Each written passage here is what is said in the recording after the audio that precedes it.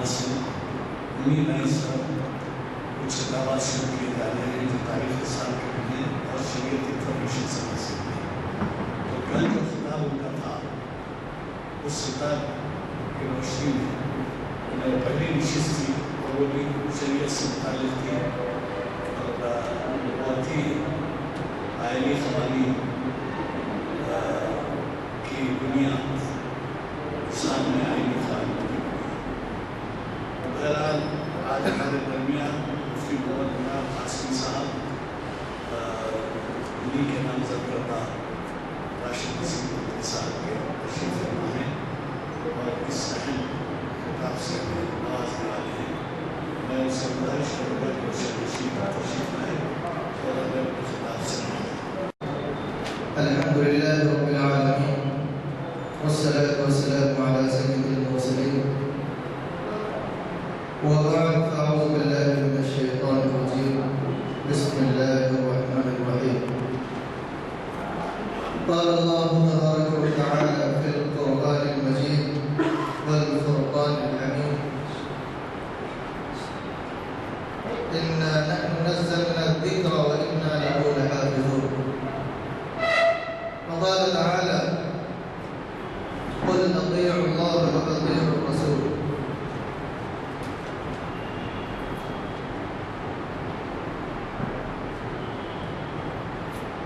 برادران اسلام، اللہ تبارک و تعالی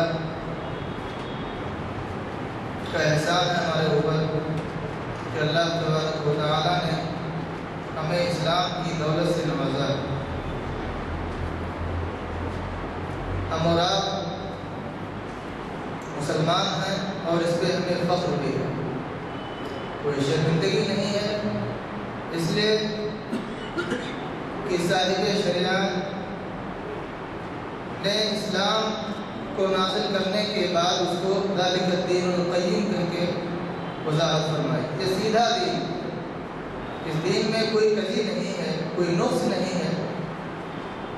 گویا کہ دین مکمل کر دیا گیا ہے. اب اس میں کسی بھی طرح کی کوئی تبدیلی کی گنجائش نہیں ہے. الیوم اکملت لکم دینکم واتممت علیکم نعمتی ورضیت لکم الاسلام دینا. اللہ تبارک و تعالی نے ارشاد فرمایا اور قوم کو نصیب نہیں ہوا.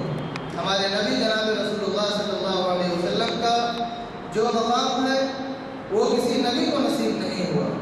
اسی طریقے سے ہمارے دین کا اور ہمارے اسلام کا جو مقام ہے وہ اور کسی دین کو نصیب نہیں ہوا. جناب رسول اللہ صلی اللہ علیہ وسلم نے ایک حدیث پاک میں ارشاد فرمایا ہے، قسم ہے اس ذات کی جس کے قبضے میں میری جان ہے، میرے اس دنیا میں بھیجے جانے کے بعد، مبعوث کیے جانے کے بعد میرے اوپر دنیا کے ہر فرد کو ایمان لانا ضروری ہے. اگر ایمان نہیں لایا تو واصل جہنم ہوگا. بھلے سے وہ پہلے کی نبیوں کو مانتا ہو، پہلے کی کتابوں پر یقین رکھتا ہو، یہودی ہو، نصارہ ہو، حضرت موسیٰ کے تعلیمات پر عمل کرتا ہو، حضرت عیسیٰ کے تعلیمات پر عمل کرتا ہو، لیکن میرے مبعوث ہونے کے بعد، میرے نبی بنائے جانے کے بعد، قرآن کے آنے کے بعد اگر وہ مجھ پر ایمان نہیں رکھتا ہے تو وہ واصل جہنم ہوگا، اس کا ٹھکانہ جہنم ہوگا. تو معلوم یہ ہوا کہ اسلام سارے ادیان کے لیے ناسخ ہے. سارے دینوں کو اسلام نے نسخ کر دیا ہے اور پہلے کے جو احکام پہلے دینوں میں تھے وہ سارے کے سارے احکام منسوخ ہو چکے ہیں. اب اگر کوئی حکم چلے گا، کوئی دین چلے گا تو وہ ہے اسلام، اور اللہ رب العزت نے اس کو قیامت تک کے لیے باقی رکھنے کا خود ذمہ لے لیا. چنانچہ میں نے قرآن کریم کی ایک آیت پڑھی تھی، اِنَّا نَحْنُ نَزَّلْنَا الذِّكْرَ وَإِنَّا لَهُ لَحَافِظُونَ. قرآن کو ہم نے اتارا اور ہم اس کی بہت اچھے طریقے سے حفاظت کرنا جانتے ہیں. ہم اس کی حفاظت کر لیں گے، اس کی فکر کرنے کی ضرورت نہیں. اب آپ خود غور فرمائیے، 1450 سال کا عرصہ گزر چکا ہے، لیکن قرآن جس طریقے سے جناب رسول اللہ صلی اللہ علیہ وسلم پر نازل ہوا تھا، بعینہ سامنے وہ قرآن موجود ہے. ایک نقطے کا فرق ابھی تک نہیں ہوا ہے، نہ زبان کا فرق ہوا ہے، نہ زیر کا فرق ہوا ہے. غرض کہ اللہ رب العزت جب 1450 سالوں سے قرآن کی حفاظت کر رہا ہے تو ہمیں ڈرنے کی ضرورت نہیں، ہمیں خوف کھانے کی ضرورت نہیں ہے. ہمارا خدا احکم الحاکمین ہے. جب سارے بادشاہوں کی حکمت جہاں جا کے ختم ہوتی ہے، ہمارے خدا کی حکمت وہاں سے شروع ہوتی ہے، تو ہمیں گھبرانے کی ضرورت نہیں ہے. اللہ رب العزت ہمارا محافظ ہے، ہمارا بھی محافظ ہے اور ہمارے دین کا بھی محافظ ہے. لیکن اس کے ساتھ حالات آتے رہتے ہیں. یہ حالات جو ہمارے اوپر آ رہے ہیں فی الحال، بس اللہ میں سے مداخلت ہو رہی ہے. اس طرح اس سے بڑے بڑے حالات ہمارے اوپر آئے. یہ پہلا واقعہ نہیں، بلکہ اس سے بھی بہت بڑے بڑے حالات مسلمانوں نے سہے ہیں اور اس کو برداشت کیا ہے. آپ کو میں 600 سال پیچھے لے جاتا ہوں. تاداریوں کا فتنہ جو اٹھا تھا، چنگیز خان کا نام سنا ہوگا آپ لوگوں نے، تو اس وقت لگ رہا تھا کہ نہ روئے زمین پہ اسلام رہے گا نہ کوئی مسلمان رہے گا. اتنا زبردست وہ فتنہ تھا کہ معلوم ہو رہا تھا کہ اب اسلام کا خاتمہ ہو جائے. بغداد شہر کو کھنڈرات میں اس نے تبدیل کر دیا تھا، اس کے بولتے ہلاکو خان. اور چنگیز خان کا عالم یہ ہوتا تھا کہ وہ خون پیتا تھا، باضابطہ انسانوں کا خون پیتا تھا اور ان کی کھوپڑیوں سے میناریں بناتا تھا، اور جتنی بڑے میناریں بناتا تھا اتنا فخر کرتا تھا اور خوش ہوتا تھا. یہ عالم تھا. آج روس کے جو علاقے مسلمانوں کی سلطنت آج سے 600 سال پہلے وہاں پر تھے. بڑے بڑے علماء کرام ان علاقوں میں پیدا ہوئے. بخارا سمرقند، امام بخاری جیسی شخصیت اس علاقے میں پیدا ہوئی. امام شاشی جیسی شخصیت اس علاقے میں پیدا ہوئی. لیکن وہاں جو مسلمانوں کی سلطنت تھی، وہ فتنہ جو ظاہر ہوا تو مسلمانوں کی سلطنت جس طریقے سے سمندر میں تنکے کو ڈال دیا جائے اور بہ جاتا ہے، اس طرح کا عالم ہوا. ایسا لگ رہا تھا کہ اب ختم ہو جائے گا اسلام، روئے زمین پہ کوئی مسلمان اللہ کا نام لینے والا بچے گا نہیں. بغداد کی 20 لاکھ کی آبادی یا بقول 16 لاکھ کی آبادی اس زمانے کی، ہلاکو خان نے ایک فرد کو بھی نہیں چھوڑا، ایک فرد کو نہیں چھوڑا، سب کو قتل کرا دیا. اور بغداد جو علم کا گہوارہ تھا، وہاں پر آپ کو وہ تمام کتابیں ملتی جو اس وقت موجود تھیں. پوری کتابوں کو جلا کے دریائے دجلہ میں ڈال دیا تو لکھا ہے کتابوں میں کہ دجلہ کا پانی سیاہ ہو گیا. اتنا بڑا فتنہ مسلمانوں پہ آیا، اتنا عظیم مسلمانوں کی آزمائش ہوئی. پھر تو اسلام مٹا نہیں، اسلام باقی ہے، ابھی مسلمان بھی باقی ہیں. تو ہم چھوٹے چھوٹے فتنے جو ہمارے سامنے آتے ہیں، اس سے گھبرانے کی ہم کو ضرورت نہیں ہے. اللہ رب العزت ہمارا محافظ ہے اور دین کا بھی محافظ ہے، قرآن کا بھی محافظ ہے، دستور کا بھی، جو قرآنی دستور ہمارے سامنے ہے اس کا بھی محافظ ہے. لیکن ہم کو بھی کچھ کر کے دکھانا ہے، ہم کو بھی بتانا ہے کہ ہاں ہم بھی اپنے دین کی، اللہ تعالیٰ تو ہمارے مددگار ہوگا ہی، لیکن ساتھ میں جب ہم کوشش کریں گے، اللہ کا تقرب حاصل کریں گے، اللہ کے ہم نزدیک بنیں گے، تو اللہ کی مدد پھر ہمارے ساتھ آئے گی. اگر ہم بے راہ رو ہو گئے، دین سے ہم دور ہو گئے، تو اللہ تعالیٰ ہماری شکلوں اور ہماری صورتوں کو محبوب نہیں رکھتا ہے، بلکہ ہمارے دل میں جو تقویٰ ہے، جو پرہیزگاری ہے، اس چیز کی وجہ سے انسان اللہ کا محبوب ہوتا ہے. وہی ہلاکو خان اور چنگیز خان جو اسلام کو برباد کر رہے تھے، مٹا دے رہے تھے، بعد میں اللہ تعالیٰ نے انہیں کو توفیق دی اور وہی مسلمان ہو گئے اور دین کا وہ خدمت انہوں نے کیا جو ابھی تک قائم ہے. تو ہماری شکل و صورت اس وقت اللہ کو محبوب ہوگی جب ہم اللہ والے ہوں گے، جب ہمارے دلوں میں تقویٰ ہوگا، اللہ کا خوف ہوگا، پھر اللہ ہماری مدد بھی کرے گا. اگر ایسا ہم نہیں کریں گے، اگر صرف نام کے مسلمان صرف بنے رہے، کچھ بھی ہو رہا ہے تو ہونے دو، خاموش تماشائی بنے رہیں گے، کوئی قرآن کو پھاڑ دے تو پھاڑ دو، اسلام کو مٹانے کی کوشش کرے، اسلام پہ جو کچھ بھی کرے سب ہم ایک کان سے سن کے دوسرے کانوں سے نکال دیں، نبی کو برا بھلا کہے، اسلام کو برا بھلا کہے، ہم ایک کان سے سن کے دوسرے کان سے نکال دیں. تو یاد رکھو، پھر اللہ رب العزت بدل دے گا. ہمارے جگہ پہ دوسروں لوگوں کو لا لے گا جو اسلام کی صحیح حفاظت کرے. تو آپ کو سب سے پہلے تو یہ سمجھنا ہے کہ اسلام ہے کیا، یہ پرسنل لا ہے کیا. تو پرسنل لا، مسلم پرسنل لا جس کو کہا جاتا ہے، انگریزوں کے زمانے میں تو اس کے معنی میں بڑی وسعت تھی، اور انگریزوں کے زمانے میں پرسنل لا، مسلم پرسنل لا کا مفہوم یہ لیا جاتا تھا کہ اسلام کی پورے احکام، شریعت کے پورے ضوابط، پورے قانون جس کا تعلق براہ راست مسلمان سے ہوتا تھا، اس میں انگریز حکومت بھی عمل دخل نہیں کرتی تھی. انگریز حکومت نے بھی پورا اختیار دے رکھا تھا کہ آپ اپنے مذہب کے اعتبار سے اپنی زندگی گزار سکتے ہیں اور اپنے فیصلے قرآن اور حدیث کی روشنی میں کر سکتے ہیں. اور یہ قانون بھی ہے، شاید وکلا جانتے بھی ہوں گے، یہ قانون بھی ہے کہ جو چیز مذہب کا جز ہو آپ اس میں چھیڑ چھاڑ نہیں کر سکتے، کوئی حکومت چھیڑ چھاڑ اس میں نہیں کر سکتی. لیکن اب جدید اصطلاح میں پرسنل لا کے معنی اور مفہوم میں تھوڑی وسعت آئی اور اس کے معنی اور مفہوم میں تھوڑا فرق پیدا ہوا. ابھی پرسنل لا کا مفہوم یہ ہے کہ انسان اور آدمی کی نجی زندگی، اس کے نجی معاملات، خاندانی مسائل جس میں اوروں کا دخل نہ ہو، اوروں کا اس میں دخل نہ ہو، وہ مسائل اپنے اعتبار سے، اپنے شریعت کے اعتبار سے وہ شخص جو ہے اس کو حل کرے یا اپنے علماء کے ذریعہ اس کو حل کرنے کی سعی اور کوشش کرے. اس میں کسی بھی طرح سے حکومت کو ٹانگ اڑانے کی ضرورت نہیں ہے. حکومت کے پاس کوئی دستور ہی نہیں ہے کہ لوگوں کے مذاہب میں جا کر اپنی رائے پیش کرے یا اس میں عمل دخل کرے. یاد رکھیے ہر قوم کا کوئی نہ کوئی دستور ہوتا ہے، وہ غیر قوم ہو، مسلمانوں کا تو خیر دستور ہی من جانب اللہ بنا ہوا ہے، لیکن اور قوم جو ہے اس کے بھی دستور ہوتے ہیں.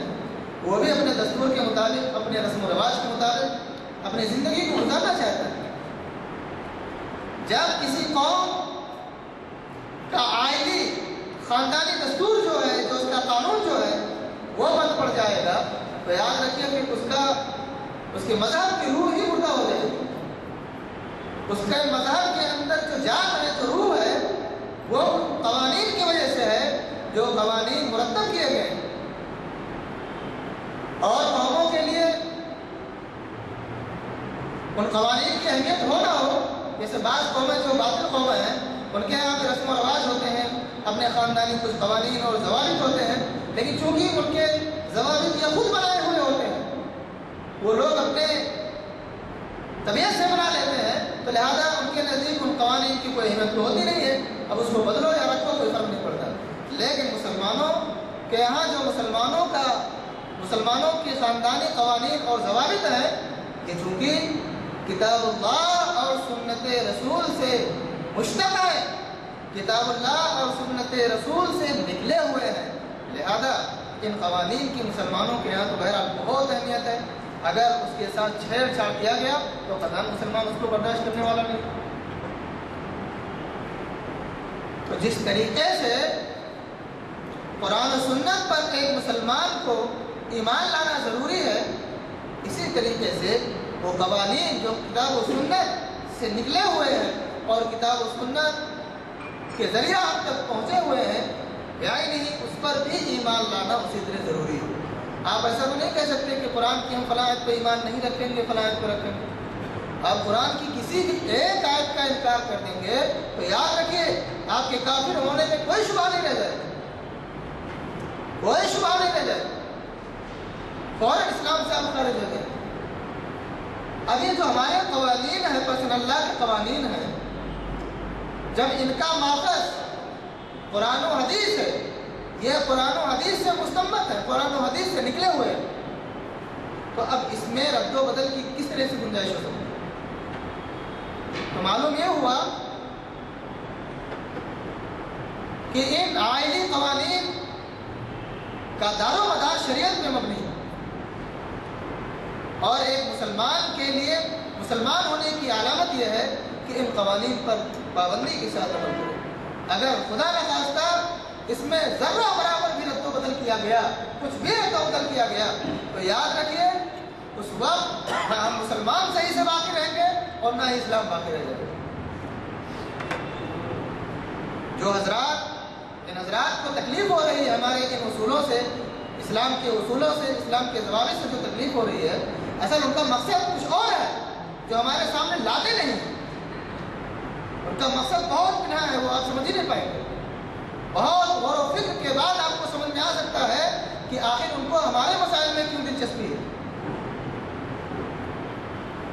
تو دوستو، ان کا بہت بڑا مقصد کیا ہے؟ جیسے ہندوستان میں ابھی تک وہ بے حیائی نہیں آئی ہے جو مغرب میں ہے۔ ہندوستان کے اندر ابھی اس طرح لوگ پیدا نہیں ہوئے ہیں جو کھلا لبے سڑک گناہوں کا ارتکاب کرتے ہیں۔ تو جو لوگ یہ اسلامی قانون جب تک رہے گا، جب تک ظاہر ہے، جب تک مسلمان اسلامی قوانین پر عمل کرے گا بے حیا نہیں ہو سکتا ہے، تب تک اس کے اندر بہرحال حیا تو باقی رہے گا۔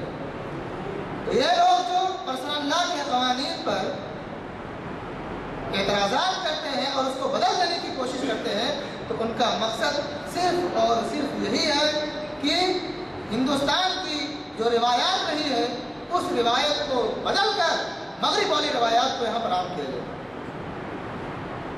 اور یہ اس وقت تک نہیں ہو سکتا ہے جب تک کہ اسلام باقی ہے اور مسلمان باقی ہے۔ جب تک اسلامی قوانین باقی ہیں، اسلامی قوانین پر مسلمان عمل کرنے والے ہیں، اس وقت تک وہ بات نہیں آ سکتی ہے۔ یہ ہے سب سے بڑا مسئلہ جو کمیونزم اور سوشلسٹ کا جو نظریہ ہے کہ ہندوستان کے اندر بھی وہ چیزیں رائج کر دی جائیں، اتنا بے حیائی کو عام کر دیا جائے کہ تاکہ مسلمان جو ہے صحیح سے مسلمان نہ رہ سکے اور مسلمانوں کا جو دین ہے، مذہب ہے اسلام، وہ بھی اپنی اصلی حالت میں باقی نہ رہے۔ تو بھائی اوروں کو فکر ہو نہ ہو، لیکن بہرحال ہم کو تو فکر ہے، ہم لوگوں کو، مسلمانوں کو اس بات کی بہت فکر ہے کہ ہمارے اسلام کی جو شان ہے وہ جس طریقے سے ابھی 1400 سال سے باقی ہے، میں نہیں اسی طریقے سے قیامت تک باقی رہنا چاہیے۔ اور اس کے لیے ہمیں جو کچھ بھی کرنا پڑے، جتنی بھی صحیح کرنی پڑے اور جتنا بھی محنت کرنا پڑے، ہم اس کے پیچھے محنت کریں گے۔ اسلام نے ہم کو پورا ایک مکمل دستور دیا ہے، کامل دستور ہم کو مل چکا ہے، اور اسلام کامل ہو چکا ہے۔ اب اس میں تبدیلی نہیں ہو سکتی، اور ظاہر ہے تبدیلی کرے گا کون؟ تبدیلی کون کرے گا؟ نسخ کسی حکم کو نسخ کرنا ہو، بدلنا ہو، تو اس کے لیے تو نبی کا موجود ہونا ضروری ہے، پھر وہی آئے اور اللہ رب العزت بدلے۔ جیسے بہت سارے احکام جناب رسول اللہ صلی اللہ علیہ وسلم کے زمانے میں بدلے گئے۔ مثال کے طور پر میں آپ کے سامنے ایک مثال دیتا ہوں، قبلے کا معاملہ دیکھ لیجیے۔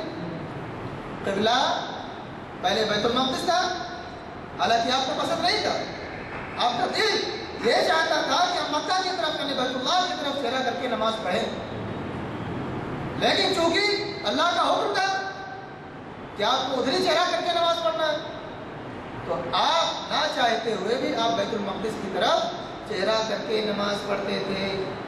نبی تھے، کیا نبی نے تبدیلی کیا حکم میں؟ نہیں بدلا، اللہ کا جو حکم تھا اسی پہ سختی سے عمل کیا۔ تو چونکہ اس وقت وہی کا سلسلہ جاری تھا، بعد میں اللہ رب العزت نے خود بدل دیا کہ آپ کا قبلہ اب بیت المقدس کے بجائے کعبۃ اللہ، میرا نسخ ہو گیا ہو۔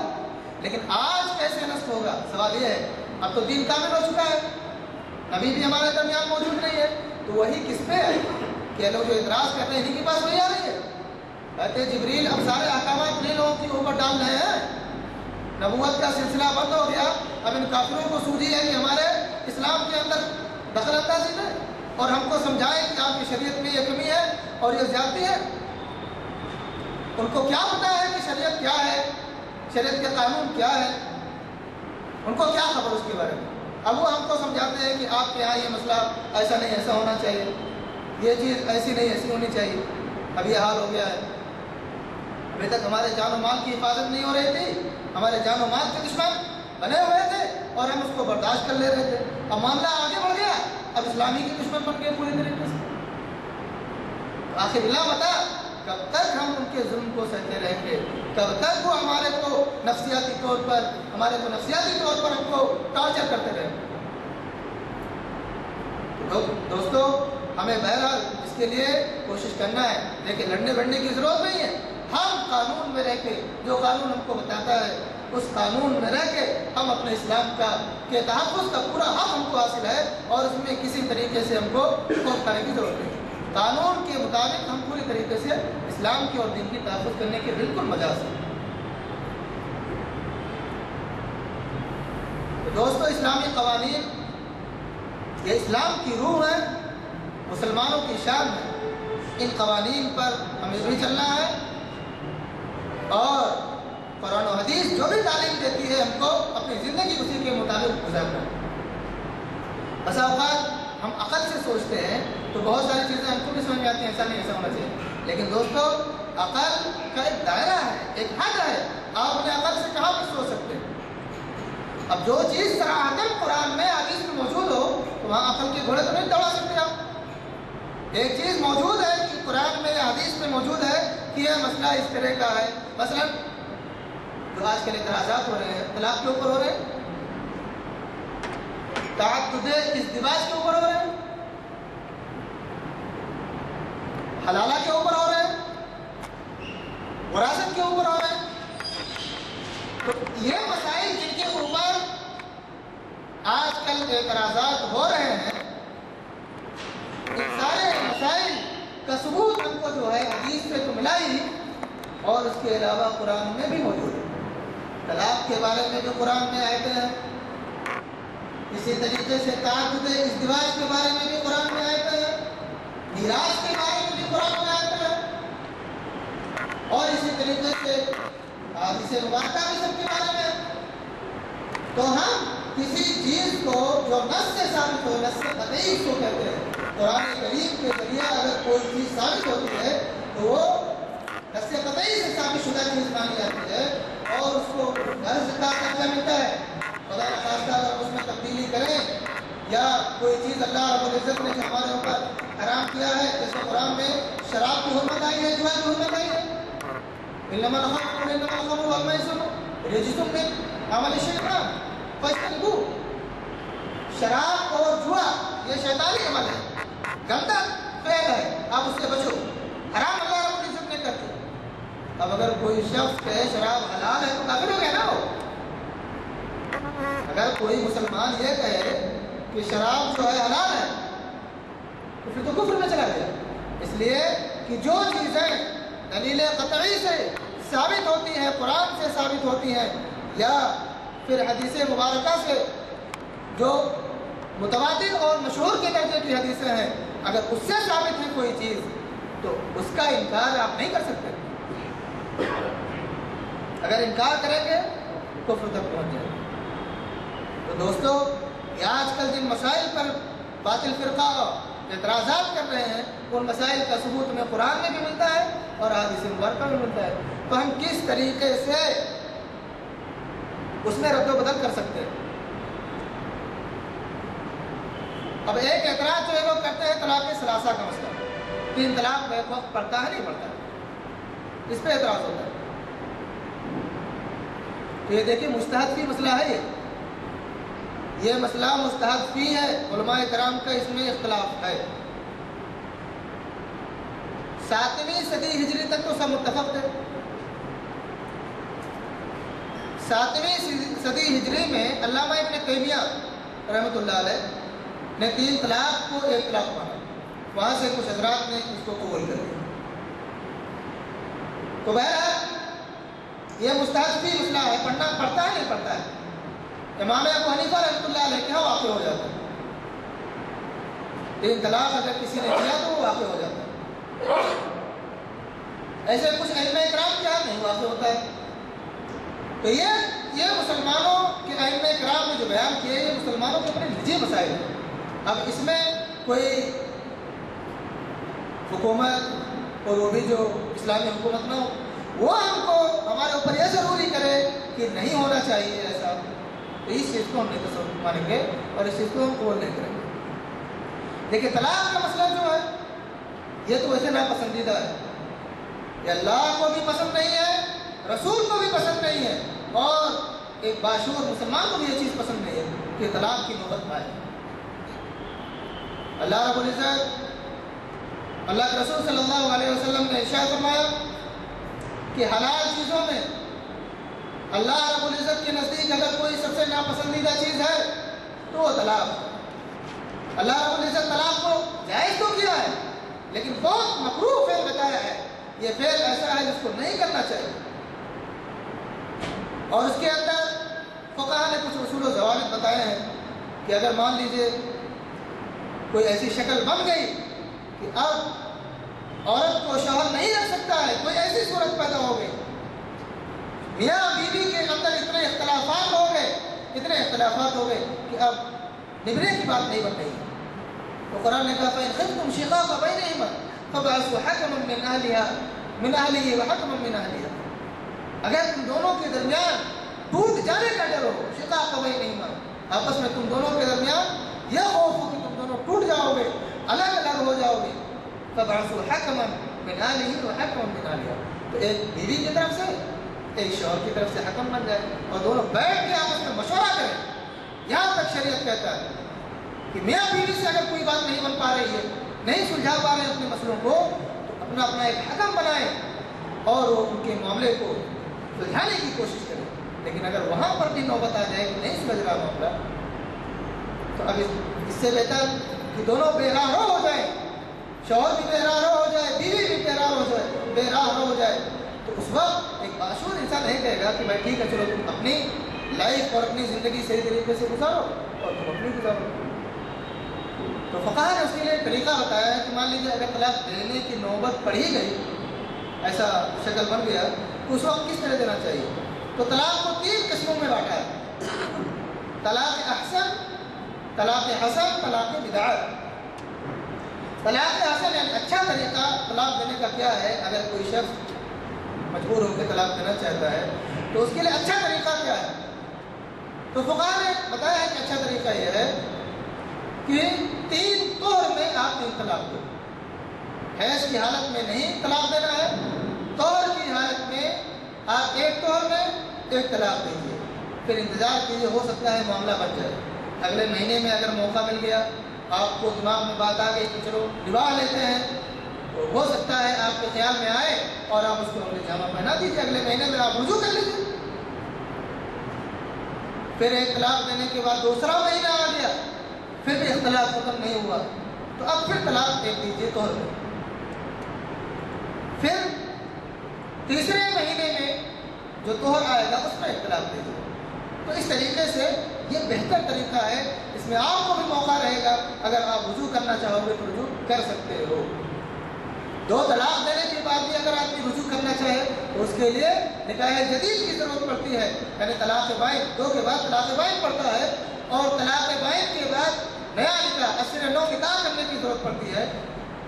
البتہ 3 طلاق اگر ہو گیا تو اس وقت نکاح سے بھی کام نہیں چلے گا جب تک کہ وہ عورت کسی غیر مرد سے شادی نہ کرے اور وہ مرد اپنے سماپتی سے 2 سال 4 سال 10 سال یا کہ اس کی وفاتی ہو جائے۔ آپ ایسا نہیں کہ شرط رکھے کہ بھائی ٹھیک ہے تم حلالہ کر دو، 2 دن 4 دن کے لیے اس کو بیوی رکھ لو، چھوڑ دینا پھر میں اس سے شادی کر لوں گا، یہ شریعت میں نہیں ہے۔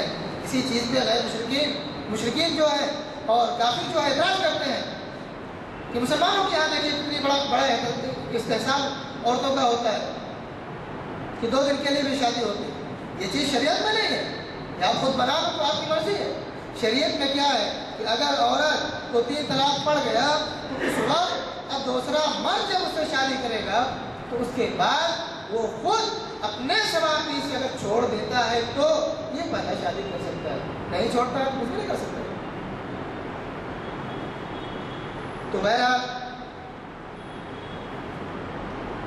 یہ مسئلہ ہے طلاق کا جس پہ مشرکین کو اعتراض ہے، یہ آپ کے سامنے میں نے بیان کیا کہ اچھا طریقہ تو ہم کو خود سوچنا چاہیے کہ 3 سے بچنا چاہیے، پرہیز کرنا چاہیے۔ اللہ رب العزت بھی اس کو پسند نہیں کرتا ہے تو ہم کو بھی اس کو نہیں پسند کرنا چاہیے، ہم کو بھی جذبات میں نہیں آنا چاہیے، اپنے جذبات کے اندر بہ کر ہمیں سوچ بوجھ کے ساتھ کوئی قدم اٹھانا چاہیے تاکہ غیروں کو اور ہمارے دشمنوں کو کچھ کہنے کا موقع نہ ملے۔ اور اس کے علاوہ تعدد ازدواج جس میں اعتراض مشرکوں کو ہوتا ہے، تو بھائی وہ تو قرآن کے اندر صریح آیتوں میں موجود ہے، مثنا و ثلاث و رباع، 2 کر سکتے ہیں آپ، 3 کر سکتے ہیں یا 4 کا بھی کر سکتے ہیں، گنجائش ہے شریعت میں، لیکن صرف کرنے تک کی ہی شریعت نے صرف اجازت نہیں دی ہے، بلکہ آپ ایک کو کر کے دوسرے کی کرنے کی اگر خواہش آپ کے دل میں پیدا ہوئی، کتنے سخت شرائط ہیں، اگر آپ دونوں کے درمیان عدل کر سکتے ہیں، مساوات کا معاملہ کر سکتے ہیں، تبھی آپ کو اجازت ہے شریعت میں۔ حتیٰ کہ اگر آپ نے ذرہ برابر بھی تفاوت کیا تو آپ کی گرفت ہو جائے گی، یاد رکھیے۔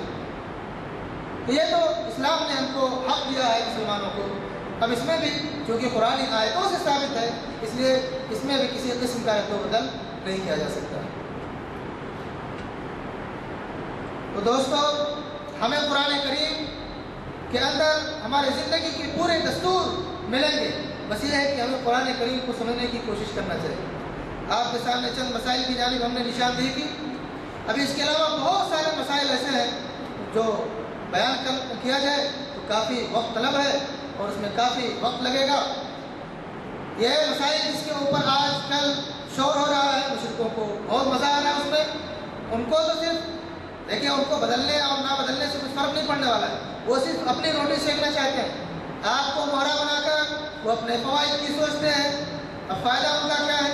فائدہ ہے کہ الیکشن چند صوبوں میں الیکشن ہونے والا ہے، تو اب ان ساری چیزوں کو اچھال کر وہ اپنے آپ کو فائدہ پہنچانا چاہتے ہیں۔ اس میں اگر ہم ان کو موقع دیں گے، ہم جذبات میں بہ جائیں گے، لڑنے پہ آ جائیں گے، تو ان کو موقع مل جائے گا، پھر اپنے قوم کو اکٹھا کر کے کہیں گے دیکھیے وہ الیکشن جیتیں گے، پھر ہمارے اوپر اور مصیبت آئے گی۔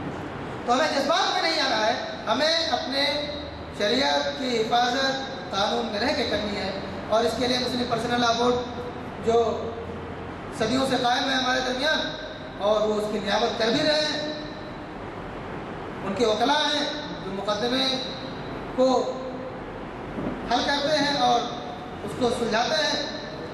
تو بہرحال ہمیں بس ہمارے اندر یہ شعور پیدا ہونا چاہیے، یہ ہمارے کو معلوم ہونا چاہیے کہ ہماری شریعت جو ہے یہ برحق ہے، ہماری شریعت میں کسی طرح کا کوئی نقص نہیں ہے، ہمارے قوانین جو ہیں یہ سب دستوری قوانین جو ہم کو ملے ہیں یہ قرآن حکیم کے ذریعہ ملے ہیں، جو آسمانی قوانین ہیں، یہ اللہ رب العزت کے بنائے ہوئے قوانین ہیں، ہم اس میں رد و بدل کے مجاز نہیں ہیں۔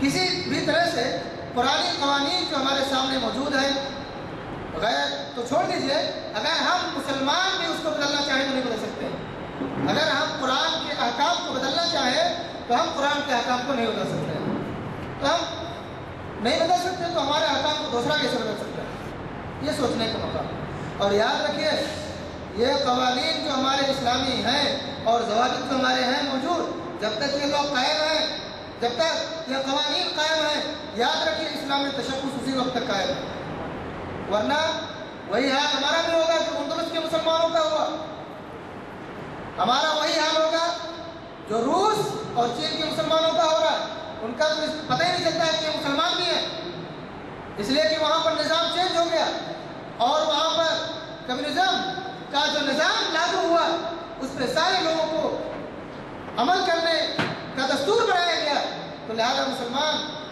بھی اس کے ضد میں آئے اور ان کا اسلامی تشخص جو تھا وہ ختم ہو گیا، جبکہ وہی روس جس میں سمرقند اور بخارا کے شہر بھی تھے، جس میں امام بخاری جیسے شخصیت پیدا ہوئے، آج وہاں پر آپ مسلمانوں کو پہچاننا آپ کے لیے مشکل ہو جائے گا۔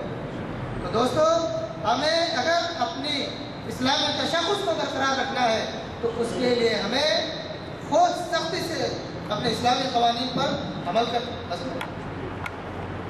اسلامی قوانین پر سختی سے ہمیں عمل کرنا پڑے گا۔ دعا ہے کہ اللہ رب العزت ہمیں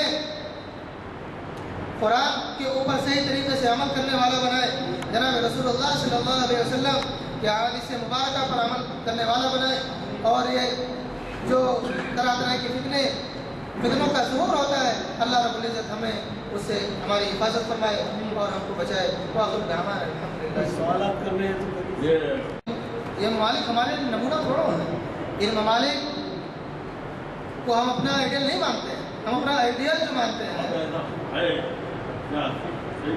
نہیں، وہاں حکومتیں چونکہ مغربی ماحول میں بالکل ہیں، مغرب ان کے اوپر چھایا ہوا ہے، وہ مغرب سے پیسے لیتے ہیں، مغرب جو ان کو کہتا ہے وہی کرتے ہیں، تو ان کا کچھ کرنا یہ ہمارے لیے نمونہ نہیں، ہمارے لیے نمونہ قرآن اور حدیث ہے، اللہ کے رسول صلی اللہ علیہ وسلم کے اقوال ہیں، قرآن کریم کی آیتیں ہمارے لیے نمونہ ہیں، لہذا قرآن کریم کی آیتیں جو کہتی ہیں، حدیث مبارکہ جو کہتا ہے ہم اس پہ عمل کریں گے، نہ کہ کسی فرد کے قول پر۔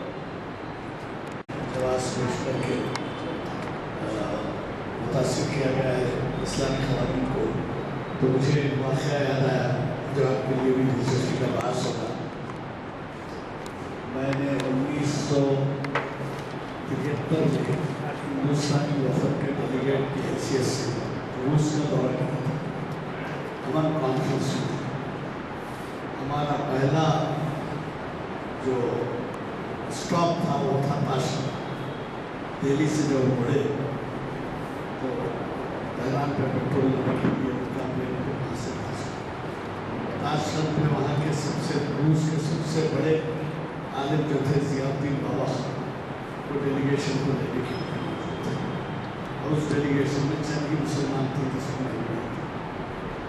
ہمیں تاشکند میں ٹھہرایا گیا، وہاں کے قدیم ہوٹل تاشکند ہوٹل کے نام سے تھی، تو اس میں جو ٹھہرایا گیا پڑھنا مہینہ تھا۔ جب ہمیں تاشکند کی یونیورسٹی لے آیا گیا تو یونیورسٹی بند پڑی تھی، اور ہمیں صرف لائبریری اور لیبارٹریز بتایا دکھایا گیا۔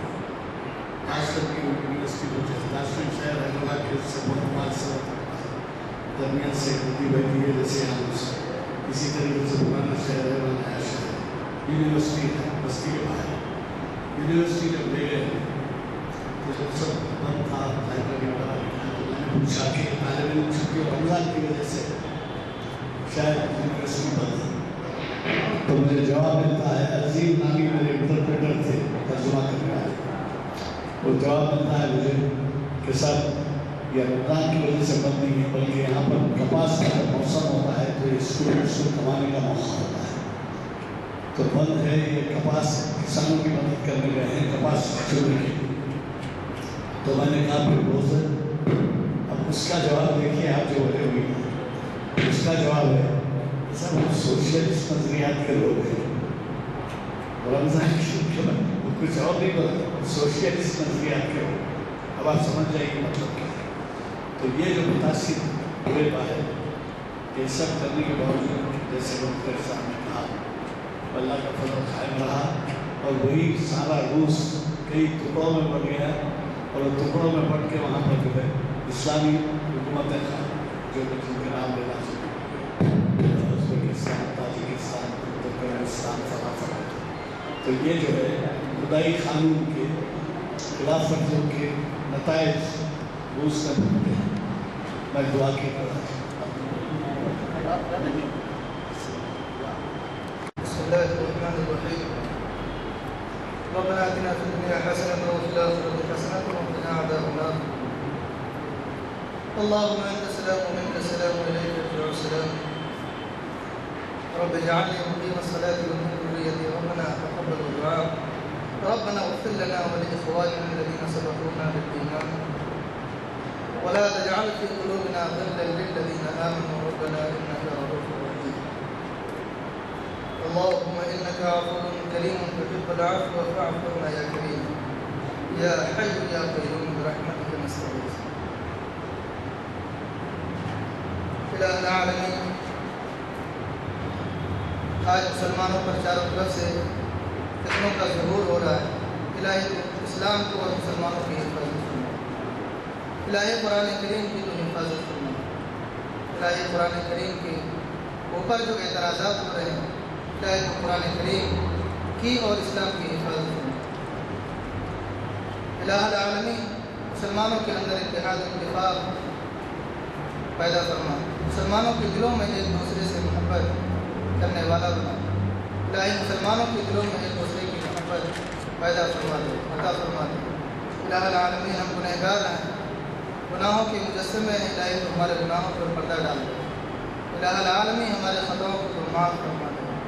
الہی اس دنیا کے اندر بھی ہمیں سرخروئی عطا کر اور آخرت کے دن کے اندر بھی ہمیں سرخروئی عطا کر۔ الہ العالمین ہمیں دین پر چلنے والا بنا، قرآن پر عمل کرنے والا بنا، جناب رسول اللہ صلی اللہ علیہ وسلم کی زندگی کو صحیح طریقے سے سمجھ کر اس پر چلنے والا بنا۔ الہ العالمین ہمیں سچا پکا مسلمان بنا، ہمیں نماز پڑھنے کی توفیق عطا فرما، روزے کی پابندی کرنے کی توفیق عطا فرما، دین پر چلنے کی توفیق عطا فرما۔ الہ العالمین ہماری دعائیں جناب رسول اللہ صلی اللہ علیہ وسلم نے خیر کی لائن سے جتنی بھی دعائیں مانگی ہیں اس میں تو ہمارا بھی حصہ نصیب کرو، اور جناب رسول اللہ صلی اللہ علیہ وسلم نے جن برائیوں سے پناہ مانگا ہے الہی تو اسے ہماری بھی حفاظت کرو۔ اللہم انا خیر ما سالک منہ نبیک محمد صلی اللہ علیہ وسلم واعوذ بک من شر ما استعاذ منہ نبیک محمد صلی اللہ علیہ وسلم انت المستعان وعلیک البلاغ ولا حول ولا قوة الا باللہ لا الہ الا انت سبحانک انی کنت من الظالمین برحمتک یا ارحم الراحمین۔